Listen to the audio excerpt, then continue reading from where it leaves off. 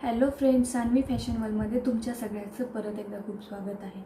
आजच्या या व्हिडिओमध्ये मी सांगितल्याप्रमाणे आपण 28 इंच चेस्ट साईजपासून सुरू करणार आहोत। त्यासाठी आपण 28 इंच चेस्ट साईजमध्ये अगोदर कटोरी ब्लाउजचं कटिंग, नंतर प्रिन्सेस कटचं कटिंग, नंतर बोट नेकचं कटिंग, त्याच्यानंतर आपण 4 टक्स ब्लाउजचं कटिंग, म्हणजे आपण सुरुवातीला एक साईज घेणार आहोत आणि त्याची सगळी कटिंग बघणार आहोत। अशा प्रकारे आपण प्रत्येक साईजचं कटिंग बघणार आहे। व्हिडिओ सुरू करण्याअगोदर तुम्हाला सांगते की तुम्ही जर चॅनलवर नवीन असाल तर चॅनलला सबस्क्राईब करा आणि बेल आयकॉनवरती प्रेस करा, म्हणजे नवीन जे व्हिडिओ येतील त्याचं नोटिफिकेशन तुम्हाला सगळ्यात अगोदर तुमच्या मोबाईलवरती मिळेल। व्हिडिओ स्किप न करता बघा, म्हणजे तुम्हाला मध्ये प्रत्येक माप टाकताना तुम्हाला टिप्स सांगितल्या जातील वेगवेगळ्या, म्हणजे तुमच्या छोट्या चुका होणार नाहीत आणि ब्लाऊजचं फिटिंग आणि फिनिशिंग एकदम छान बसेल। तर आता चला व्हिडिओला सुरुवात करूया। इथे सगळ्यात अगोदर मी पेपर हा डबल फोल्ड करून घेतलेला आहे। डबल फोल्ड केल्यानंतर आपण सगळ्यात अगोदर माप टाकतो तो म्हणजे ब्लाऊजची पूर्ण उंची। ब्लाऊजची पूर्ण उंची टाकताना नेहमी ब्लाऊजच्या पूर्ण उंचीमध्ये 1 इंच आपण ॲड करतो। इथे आज आपण 28 इंच चेस्ट साईजसाठी बघणार आहोत कटोरी ब्लाऊजचं कटिंग। त्यासाठी ही सगळ्यात छोटी साईज आहे, त्यामुळं बऱ्याच जणांना मोठ्या साईजच्या ब्लाऊजचं कटिंग आणि स्टिचिंग ही येतं, पण छोटी साईज असेल तर बऱ्याच मिस्टेक्स होतात। त्यासाठी हा व्हिडिओ तुम्ही एकदम लक्षपूर्वक बघा, म्हणजे तुमच्या छोट्या चुका होणार नाही। इथे मी ब्लाऊजची पूर्ण उंची टाकलेली आहे। ब्लाऊजची पूर्ण उंची आहे 12.5 इंच। 12.5 इंचामध्ये आपण नेहमी 1 इंच ॲड करायचं, म्हणजे 13.5 इंच होईल। इथे 13.5 इंचावरती दोन मार्किंग करून घ्यायचे, म्हणजे इकडे किंवा इकडे कमी जास्त अंतर होणार नाही, नेहमी लक्षात ठेवा। इथे दोन मार्किंग करून घेतलेली आहे आणि आता इथे ही लाईन सरळ अशी जोडायची आहे इकडे। आता पूर्ण हाईट म्हणजे ब्लाऊजची पूर्ण उंची टाकून झाल्यानंतर आपण शोल्डरचं माप टाकतो। दुसरे महत्त्वाचे माप म्हणजे आता शोल्डर आपण 30 इंचसाठी बघितलं होतं की 5 इंच घेतलेलं होतं। इथे आपण 28 साठी बरेच जण 4.5 घेतात, पण कधी काय होतं, जरी शोल्डर थोडं रुंद असेल तर ब्लाऊज बसणं टाईट होतो कधी शोल्डरमध्ये, त्याच्यासाठी आपण इथं 4.25 इंच घेणार आहोत। जर साईज तुमचं शोल्डरची साईज ही खूपच कमी असेल, निमुळते शोल्डर असतील थोडेसे, तर तुम्ही 4.5 इंच घ्या, हे लक्षात ठेवा। इथे मी 4.25 इंच घेते। 4.25 इंचावरती शोल्डरचं मार्किंग केलेलं आहे आणि परत खाली 4.25 इंचावरती बरोबर मी आर्महोलचं ही मार्किंग करून घेते।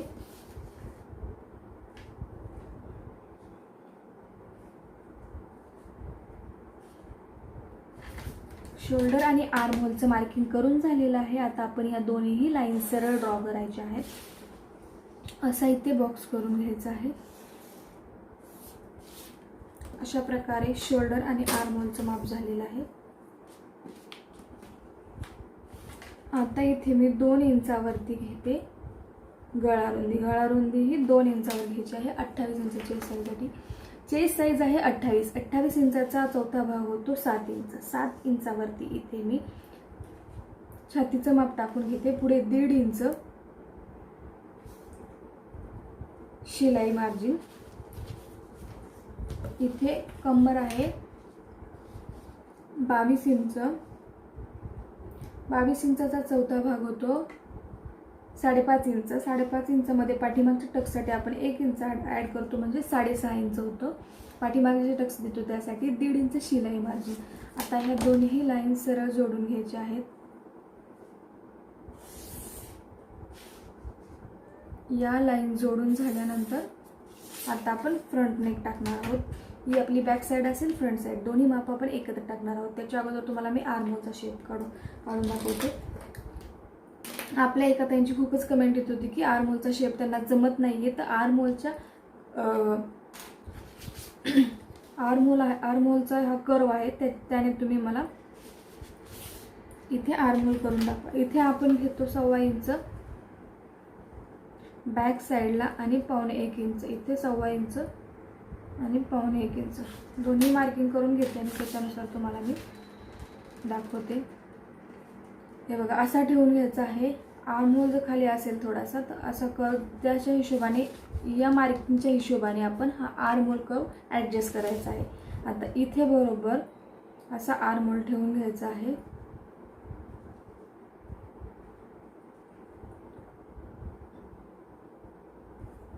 अशा प्रकारे ठेवल्यानंतर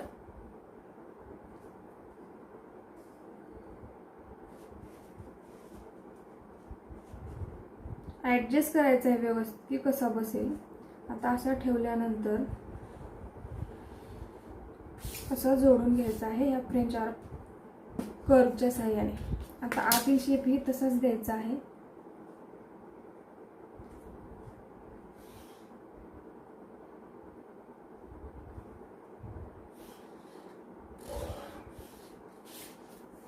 हा आपला आतला आणि हा बाहेरचा शेप असेल. दोन्ही शेप देऊन झालेले आहेत इथे. आता फ्रंट नेक टाकायचा आहे.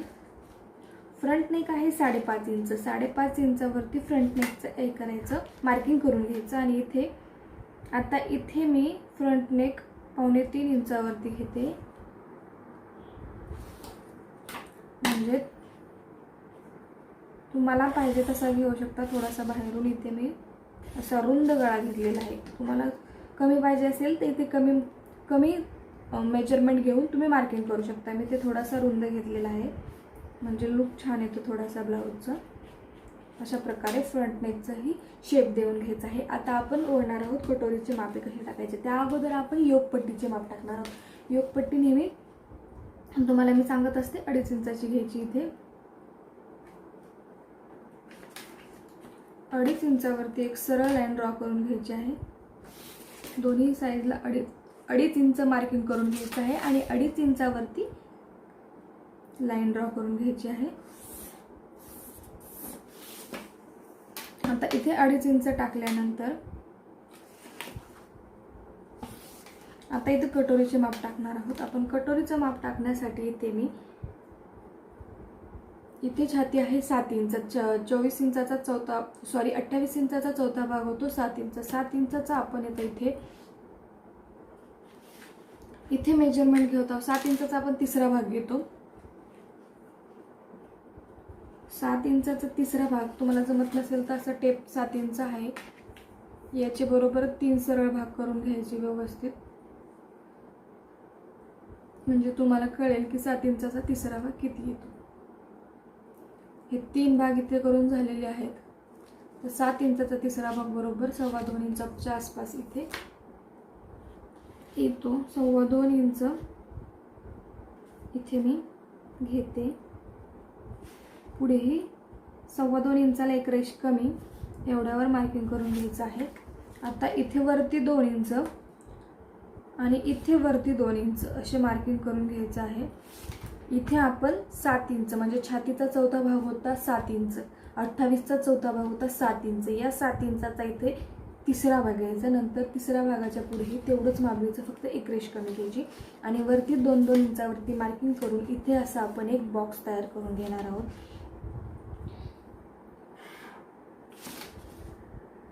खूप सोपी पद्धत आहे. 1-2 व्हिडिओ बघितल्यानंतर लगेच तुमच्या लक्षात येईल. आणि मुख्य म्हणजे त्या पद्धतीने जर तुम्ही शिवलं तर ब्लाऊज एकदम परफेक्ट बसतील, काही प्रॉब्लेम येणार नाही.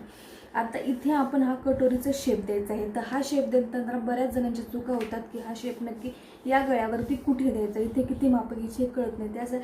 त्यासाठी हे सगळ्या मापाच्या ब्लाऊजसाठी किती इंच घ्यायचं ते तुम्हाला मी ते सांगते. इथे 1.5 इंचावरती नेकवरती 1.5 इंचावरती मार्किंग करून घ्यायचं आणि ही लाईन सरळ इथे बॉक्सला जोडून घ्यायची. म्हणजे तुमचं टेन्शनच राहणार नाही की शेप कुठे द्यायचा, कसा द्यायचा. आता हा शेप ही लाईन जोडून घेतल्यानंतर इथे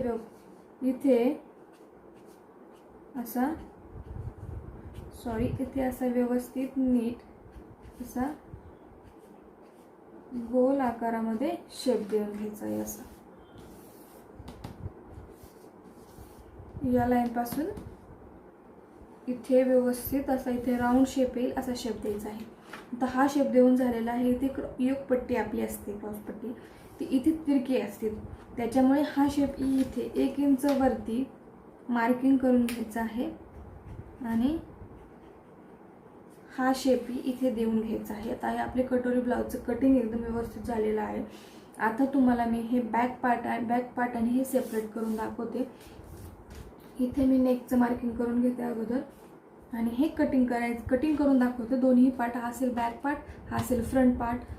बॅक पार्टवरती कसं कटिंग करायचं आणि नेकचं मार्किंग कसं करायचं ते दाखवते आणि नंतर आपण कटोरीचं फ्रंट कटोरी वाढीव कटोरी कशी तयार करायची ते तुम्हाला मी सांगते. त्याच्या अगोदर मी ते सगळ्यात अगोदर इथे कटिंग करून घेते.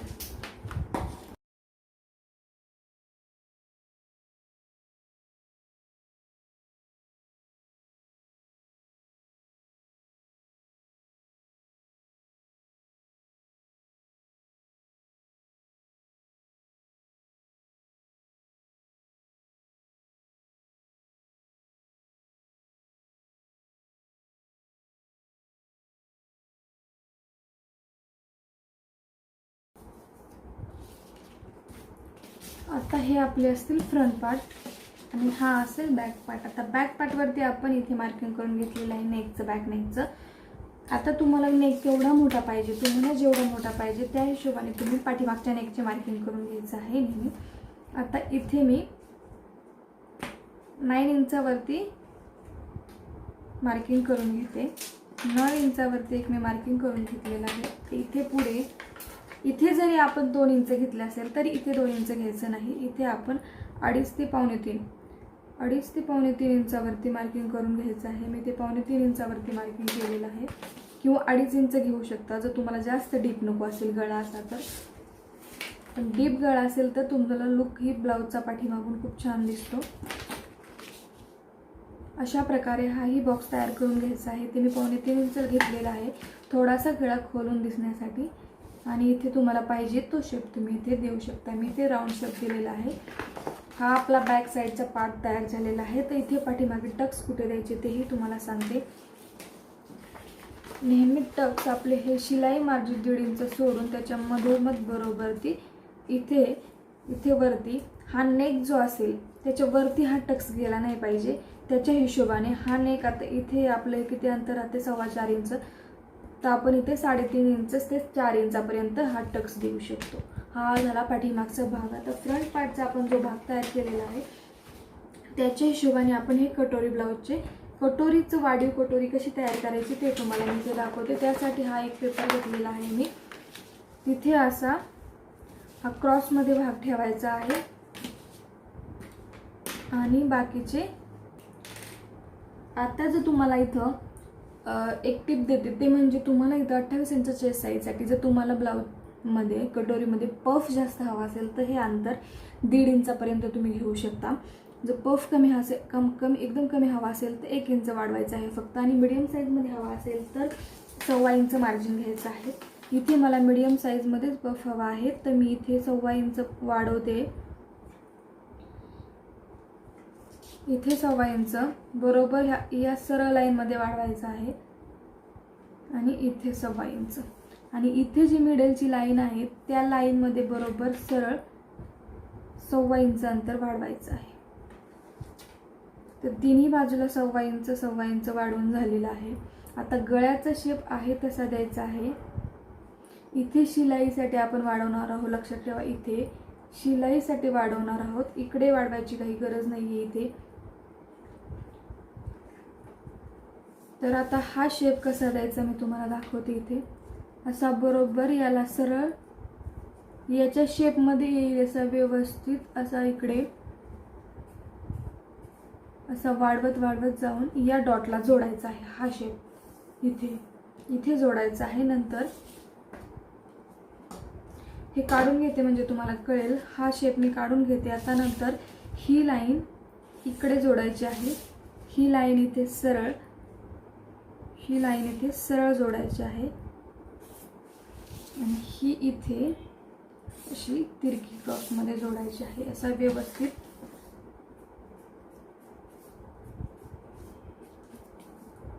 तुम्हाला जर काही प्रॉब्लेम वाटत असेल तर व्यवस्थित अजून शेप देऊन घेऊ शकता. आता ही फ्रंट कटोरीचा पार्ट आपला तयार झालेला आहे. वाढीव कटोरी जी म्हणतात किंवा तयार रेडीमेड कटोरी ती तयार झालेली आहे आपली इथे. आता हे कट करून घ्या.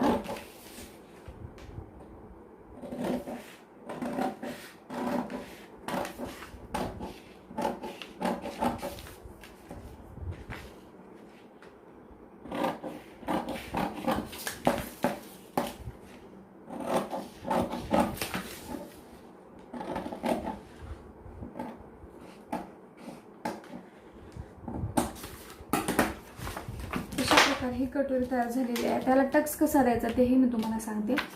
आता इथे असं हे फोल्ड करून घ्यायचं आहे. तर फोल्ड केल्यानंतर इथं अर्धा इंच इकडची बाजू जास्त असेल हे लक्षात ठेवा.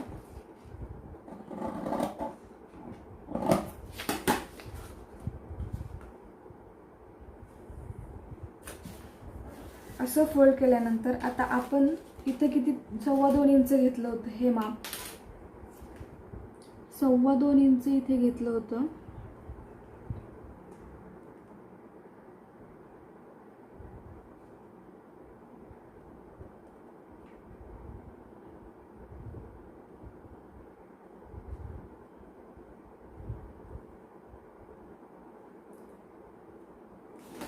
हे इथे 2.25 इंच सोडून बरोबर इथे मार्किंग करून घ्यायचं आहे. 2.25 आणि वरती एक रेष सोडायची आहे कारण ती शिलाईमध्ये जाईल म्हणून थोडंसं वरती सोडायचं आहे फक्त.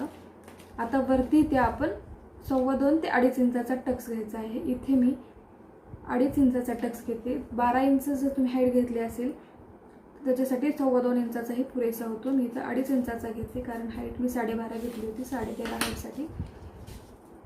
आता असा टक्स येईल आपण आपला उभा इथं आणि अशा प्रकारे हा तुमचा कटोरीचा पफ तयार होईल. एकदम व्यवस्थित छान असा पफ येतो, गोलाकार शेपमध्ये एकदम व्यवस्थित बसतो. हा टक्स आपला या लाईनपासून असा सरळ नाही तर थोडासा तिरका येतो कारण यामध्ये फिनिशिंग समोरचं पार्टचं फिनिशिंग एकदम व्यवस्थित बसेल. कारण इकडे आला तर ब्लाऊजची हुक लावल्यानंतर टक्स एका बाजूला येतो, ते न होता या प्रकारे जर कटिंग केलं तर पफ एकदम व्यवस्थित आणि कटोरी ब्लाऊजही तुमचा एकदम शेपमध्ये बसतो. अशा प्रकारे हे कटिंग झालेलं आहे फ्रंट पार्टचं आपलं. आणि फ्रंट पार्ट कापडावर टाकताना कुठे वाढवायचं मी ते तुम्हाला सांगते. आता त्यासाठी जेव्हा तुम्ही हे तुम्ही कापडावर टाकणार त्यावेळेस जो तुमची ही जी योगपट्टी असेल ती योगपट्टी शिलाईपुरती अशी फक्त इथे खालच्या साईडने किंवा इथे वरती शिलाईपुरतं मार्जिन जेवढं तुम्ही देणार आहे 1 दाब किंवा अर्ध्या इंचाचं न देता 1 दाबाचं वाढवलं तरी पुरेसं आहे. आणि हा जो आपला फ्रंट पार्ट असेल